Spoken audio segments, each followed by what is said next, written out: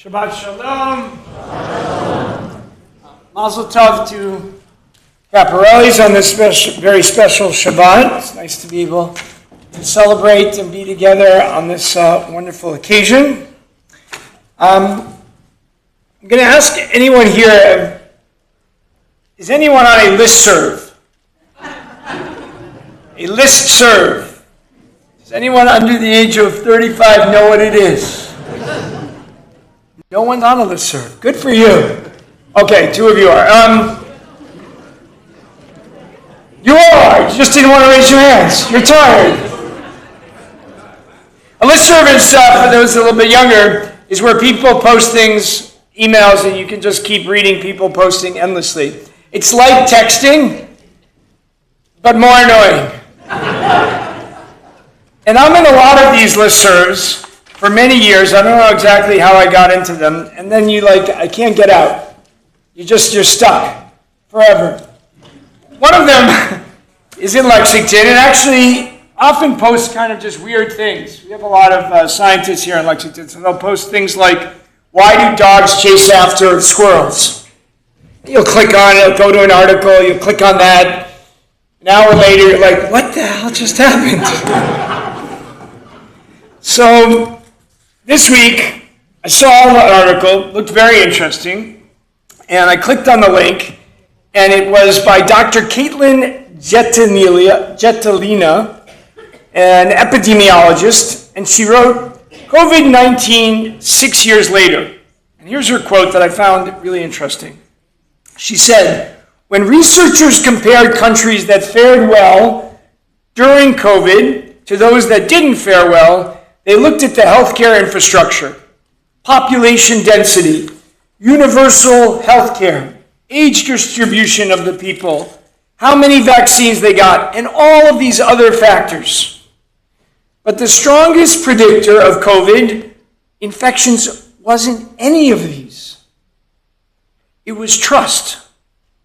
The strongest predictor was trust in your government, trust in institutions, trust in each other. Countries where people broadly believed that their neighbors and leaders were acting in good faith did measurably better than the other countries. The United States ranked among the lowest of all the high-income countries. I think that speaks volumes not only about our country, but about how we should live in the world and how we aspire to live in the world. More and more, as we all know, we've retreated into our little bubbles. And we rarely find ways to interact with people across lines of difference. Think about news. Many of us grew up with 3 major news networks or television networks, and that's how we received our news. There were people who were our trusted reporters and anchors, people like Walter Cronkite, who, I can't even say his name. That's why he's no longer publishing. All those people, I think, who everyone could trust. There was no one who said, I didn't trust this person or this network. Those have really faded into the background, replaced with all different kinds of media outlets and social media, which have very strong agendas for the most part. And I think this has created different parts of our population who are receiving entirely different versions of what is real. And I think our social media, when I look at our young people and how they consume their news, right, has only accelerated this process and deepened divides. All of this breeds mistrust. Now, even in our own shul, the warm and loving community that it is, right, I've seen people struggle to connect with others who hold different perspectives on Israel, on the current war, on social and racial justice, on immigration, and so many other issues. While I try to present each week the Torah's wisdom and the tradition's perspective on the various issues that we confront in our lives, it becomes only harder and harder. But of course, building trust is what can start to heal that. As Connor introduced it this morning, we began a new book of the Torah, Sefer Va-yikra, the book of Leviticus. No stories, no narrative, no exciting, nothing that dramatic, just laws and ritual, which we ask our young people to make sense of and find meaning, as Connor did. We have these rituals and sacrifices elucidated so nicely, and we find some ethical teachings found elsewhere in the book of Va-yikra. But I'll open with the first couple of verses, which I think have a lot of instructions and insights for us today. The first verse, Va-yikra el Moshe, Vayidaber Adonai elav me'od moed lemor. God called to Moses and spoke to him from the tent of meeting, saying. Now, the interesting thing about this formulation is that God usually doesn't call you into conversation. Right? God is already hardwired. God doesn't need a phone call. God's always talking to Moses. Vayidaber Moshe Adonai el Moshe. Right? God speaks to Moses. Right? Tzav, command the Israelites something. Right? God doesn't usually call Moses into conversation. And that's noteworthy. Our great French commentator from about 1,000 years ago, Rashi, was the one who said, this is language of affection. What he says, Lashon Chibah, right? That God is calling Moses into an intimate conversation. And it's the kind of calling that he uses from the book of Isaiah, where the angels, the ministering angels, turn to one another, kind of bowing gently to each other, and they say, right, holy, holy, holy. Right? It is a turning to one another. There needs to be some deep affection and connection in order to have that kind of calling. And then there's something else curious about this calling, Va-yikra, that God is bringing Moses near. And it's the way that it's written. Hint, hint for 25:52. Anyway, it's written in an interesting way. The aleph is smaller. And what might be simply a scribal error or detail becomes the source of much, much later interpretation and emphasis. Right? Our tradition sees this as humility. The aleph is smaller to remind us of a certain kind of way we should be. In fact, there's a beautiful midrash where Moses says, I don't want to be called. Right? I don't deserve all this. Moses was not interested in his own aggrandizement of any kind. And so God says to him, well, I'm still going to call you. In order to make you happy, I'll make your aleph a little bit smaller, and that was the compromise. It's a cute midrash.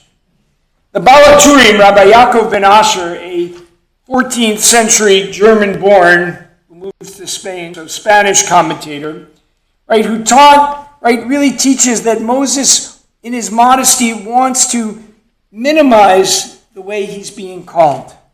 And so he gets to receive this call in this less overwhelming way, certainly than he does at Sinai.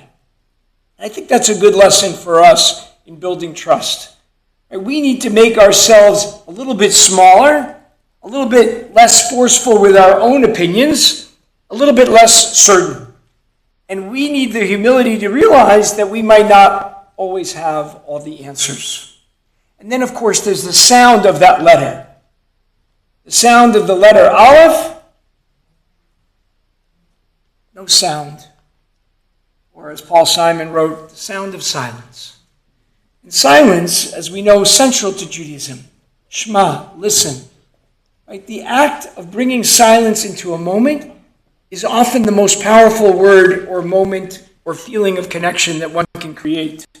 When you're silent, you make room for another, for their voice, for their presence, for their perspective.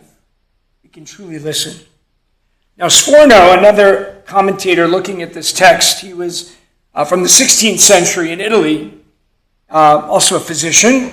He adds another interesting layer to the next verse.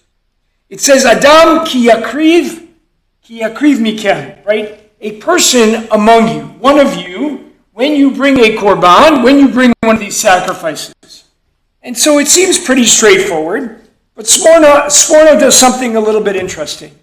He says, instead of when any among you shall bring a sacrifice, he says, mikem, right, is not just from among you, but it's michem, it's from you.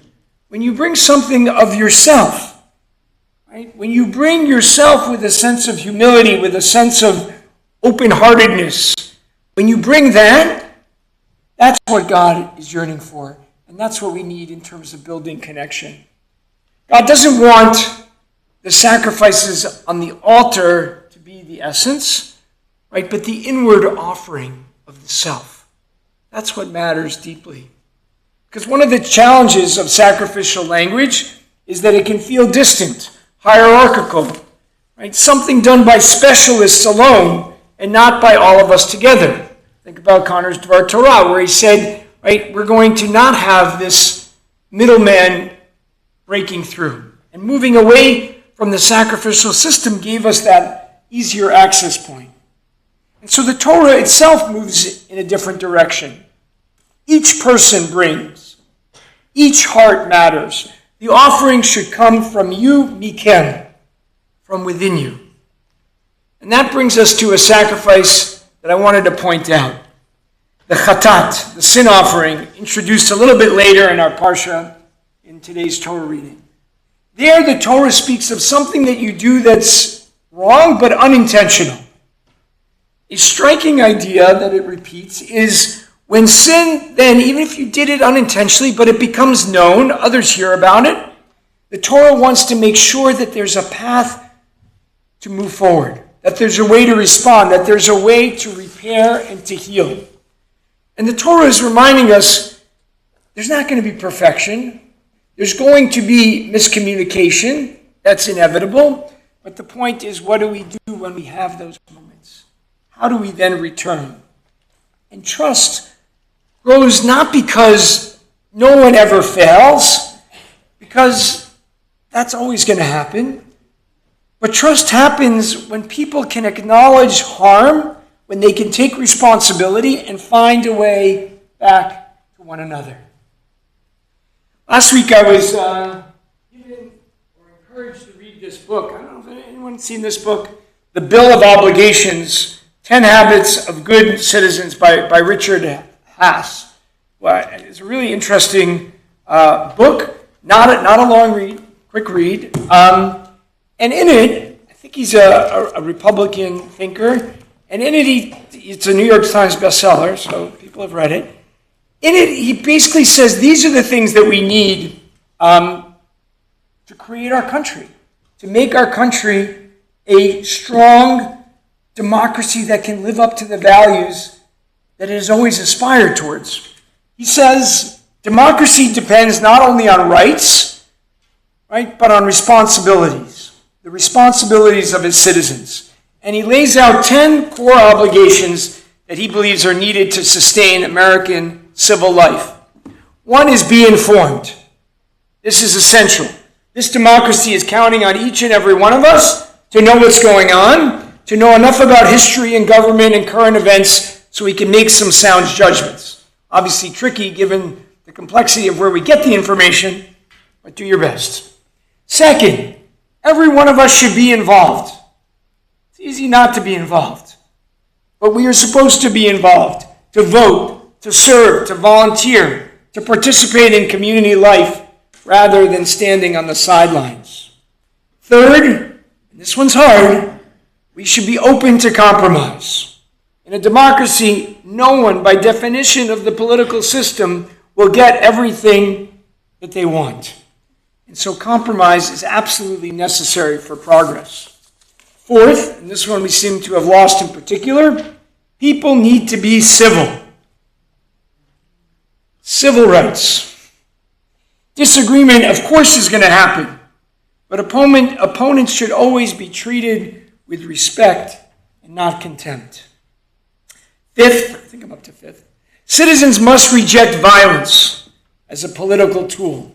Disputes belong in elections, courts, debates, nonviolent protests, but not in threats or in force.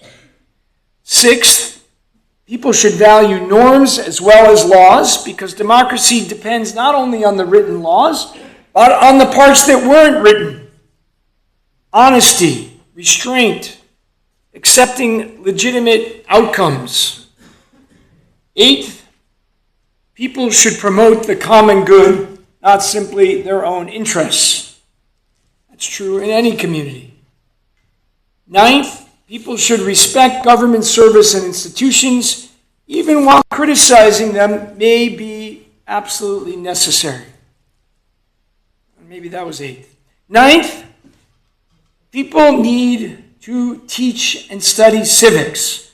How many of you took a course when you were younger in civics? Now, how many people under the age of 35, seventh graders especially, took a course in civics? It's an eighth grade course? How effective is it? No, I'm just kidding. From what I understand, this is a place where I feel I could certainly use more education. Right? Understanding the mechanisms of our government and the laws that pertain to democracy, right, should be something that is essential, because without it, democracy becomes fragile. And finally, people must put country before any particular ideology or party or their own self-interest or faction. Right? This is, like Judaism, a community-oriented country. Democracies need to be built on the fact that we are looking beyond a one-slice part of this whole landscape. Haas's overall message in the book is that democracies are actually not self-sustaining. They will not keep ticking forever. It survives only when citizens practice habits of responsibility, habits of restraint, habits of participation, and maybe most importantly, habits of mutual respect. Respect, responsibility, faithfulness are all bound up in the name of our community, emunah. In biblical Hebrew, as I like to teach, emunah is not just faith, which is what it comes to mean in rabbinic and modern Hebrew, but in biblical Hebrew it is steadfastness, faithfulness, integrity, trustworthiness. It's related to the word, right, emunah amen. Something firm, something reliable, something true. And that's what we aspire to be as a community. Showing up, being there, taking care of someone who's sick, being there when they have a new baby, being there in times of bereavement, or celebrating when someone has a joy and a simcha. But emunah also means faith. For me, that is, of course, faith in God and in our tradition and its power. But it's also about faith in people. To look at another person and say, I believe in you, and I can see that goodness in you. Even though people can be difficult, maybe not you, but maybe someone else.